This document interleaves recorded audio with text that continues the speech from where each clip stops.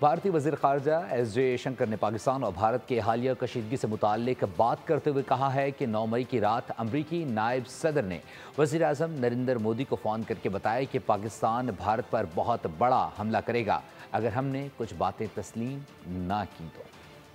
بات تسلیم کرو ورنہ پاکستان بہت بڑا حملہ کر دے گا۔ امریکی نائب صدر کا بھارتی وزیر اعظم کو 9 مئی کی رات پیغام۔ بند کمرے کی گفتگو بھارت خود سامنے لے آیا۔ جے شنکر نے بین الاقوامی میڈیا کو انٹرویو دیتے ہوئے سب اگل دیا۔ امریکی میگزین کو انٹرویو دیتے ہوئے جے شنکر نے کہا کہ 9 مئی کی رات امریکی نائب صدر نے نریندر مودی کو فون کیا اور کہا کہ اگر ہم نے کچھ باتیں تسلیم نہیں کی تو پاکستان بھارت پر بہت بڑا حملہ کرے گا۔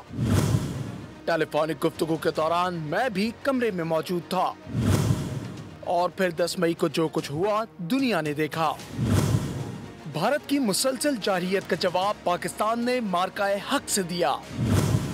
آپریشن بنیاد مرصوص کے ذریعے ایسے وار کیے کہ بھارت بوکھلا گیا۔ پاکستان نے آدم پور، ادھم پور، بھٹنڈا، سورت گڑھ، مامون، اکھنور، جموں، سرسا اور برنالہ کے ایئر بیسز اور فیلڈز کو تباہ کر دیا۔